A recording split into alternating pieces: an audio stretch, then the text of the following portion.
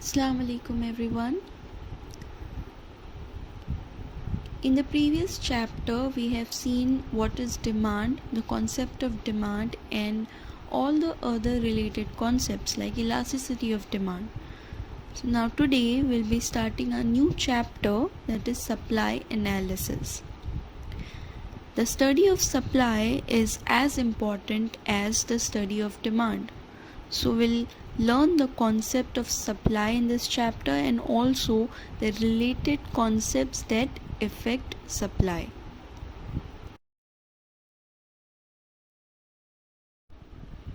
The very first concept in this chapter is of total output, stock and supply. That is, we should know the difference between total output, stock and supply.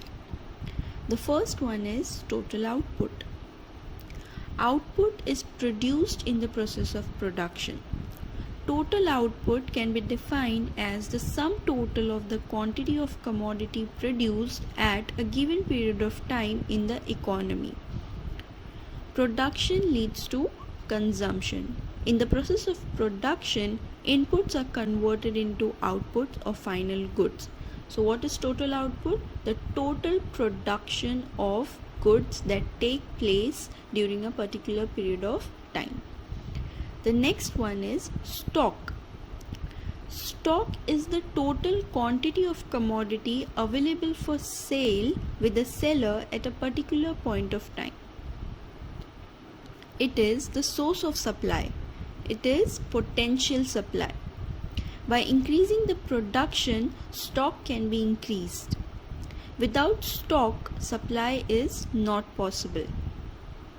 In normal scenarios, stock exceeds supply. That is, you will have more of a commodity stock than you actually supply. And it is fixed and inelastic.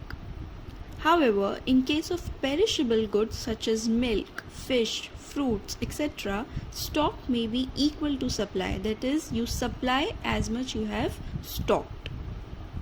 On the other hand, for durable goods such as furniture, stock can exceed supply. So total output is the total production.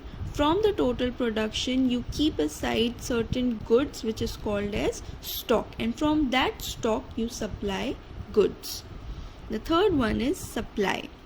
Supply is a fundamental economic concept that describes the total amount of specific good or service that is available to a seller. The total amount of goods or service available for sale at any given period of time is known as supply. It is a relative concept. It is always expressed in terms of price, time, and quantity.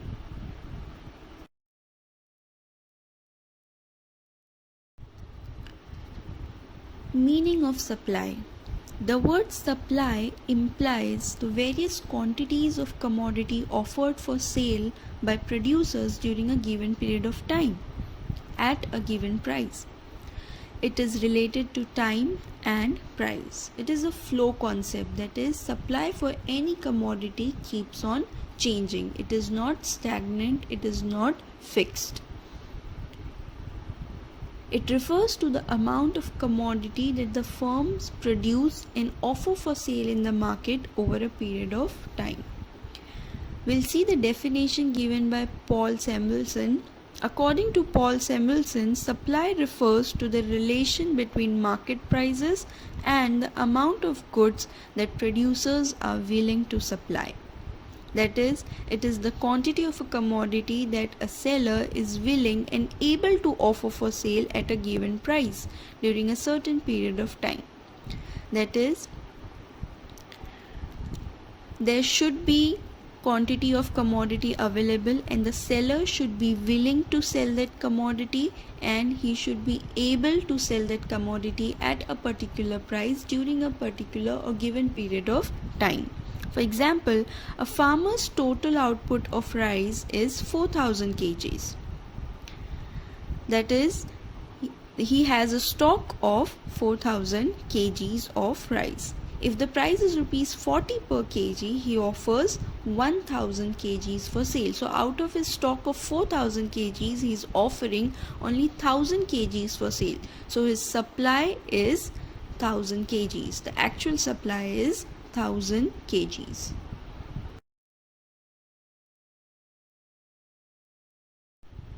The next concept is supply schedule. A supply schedule is a tabular representation of the functional relationship between price and quantity supplied of a particular commodity. That is, when you compare the price and supply, quantity supplied of a commodity, then you are studying supply schedule. Supply schedule can be individual supply schedule or market supply schedule. Individual supply schedule.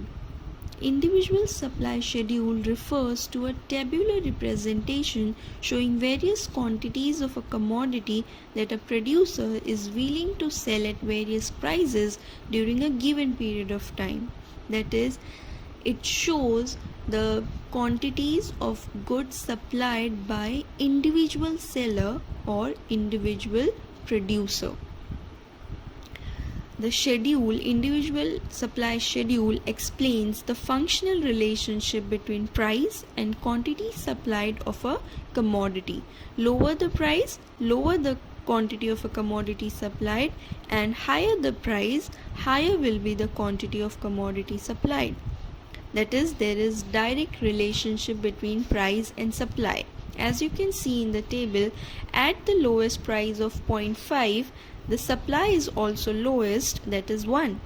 At the highest price of 2.5, the supply is also highest, that is 11.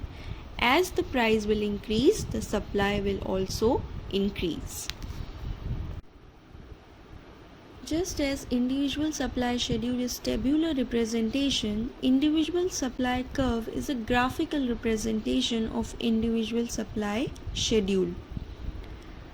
The quantity supplied is shown on the x-axis and price on the y-axis. Supply curve slopes upward from left to right, indicating a direct relationship between price and quantity supplied.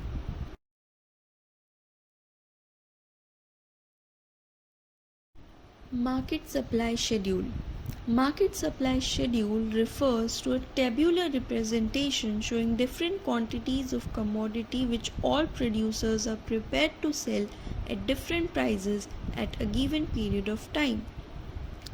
That is, it shows or represents the supply made by all the producers or sellers present in the market. Individual supply schedule shows the supply of individual producer or seller. Market supply schedule shows the quantity of commodity supplied by all the producers or sellers in the market. Market supply is obtained by adding the supply of all the sellers present in the market. In our example, the commodities supplied by A, B and C together will form market supply. And as you can see, at the lowest price of 100, the market supply is also lowest, that is 1700, and as the price is increasing, market supply is also increasing. At highest price of 400, the market supply is also highest, that is 2600. Market supply curve. Market supply curve is a graphical representation of market supply schedule. The quantity supplied is shown on x-axis and price on the y-axis. The supply curve slopes upward from left to right, indicating a direct relationship between price and market supply.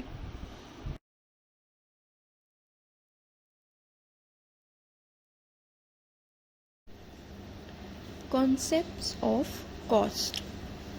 When a businessman undertakes an act of production, he has to use various inputs like raw material, labor, capital, etc. He has to make payments for such inputs. The expenditure incurred on these inputs is known as the cost of production. The cost of production increases with an increase in the need of output. There are three types of cost: total cost, average cost, and marginal cost. Now, what is total cost? Total cost is the total expenditure incurred by a firm on the factors of production required for the production of goods and services. Total cost is the sum total of fixed costs and variable costs. So when you add up fixed costs and variable costs, you will get total cost. What is total fixed costs? Total fixed costs are those expenses which are done on fixed factors such as land, machinery. Whereas total variable costs are those expenses of production which are incurred on variable factors such as labor, raw material, power and fuel, and so on. When you add up all these costs together, you will get total cost. The next is average cost. Average cost refers to the cost of production per unit. It is calculated by dividing the total cost by total quantity of production. For example, if the total cost of production of 40 units is 800 rupees, so you will divide rupees 800 by total quantity produced, that is 40. What you will get is rupees 20. This is average cost per unit. The next one is marginal cost. Marginal cost is the net addition made to total cost by producing one extra unit more. That is, what is the cost of producing one extra unit or one more unit?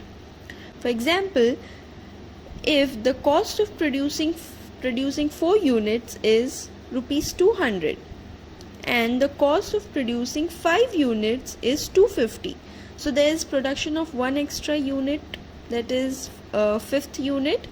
So the cost for it will be the cost of total units, that is cost of 5 units, minus the cost of the second last unit, that is fourth unit.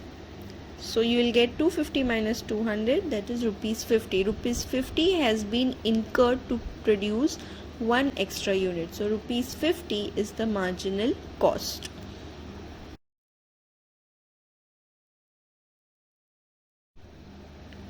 Concepts of revenue.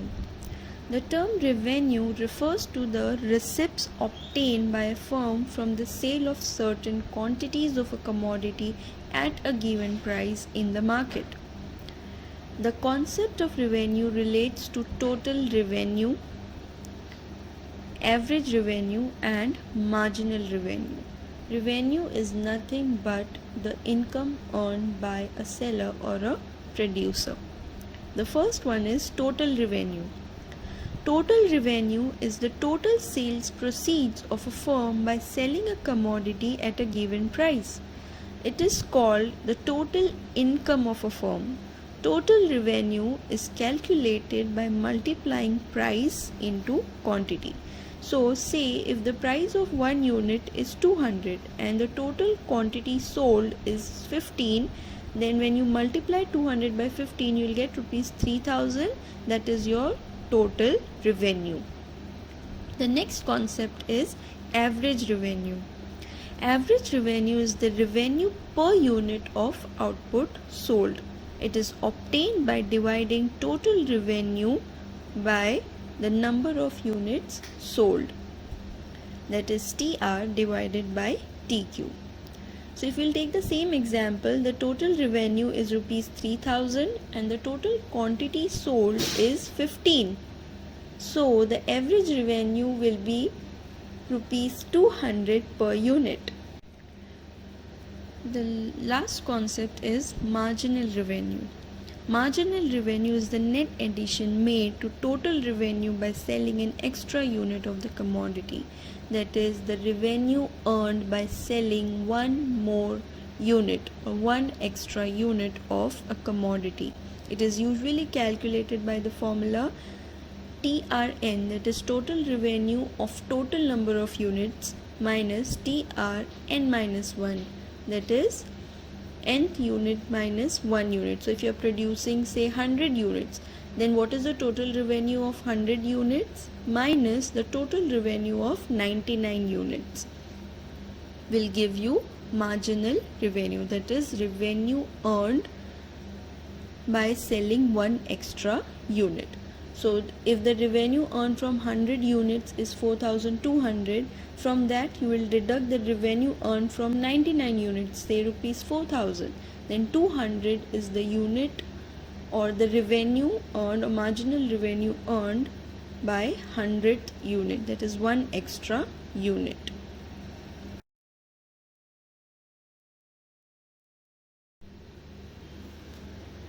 So we have seen the concept of total output, stock and supply.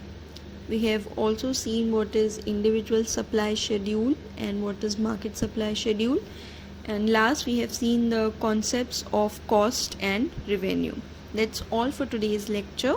Thank you.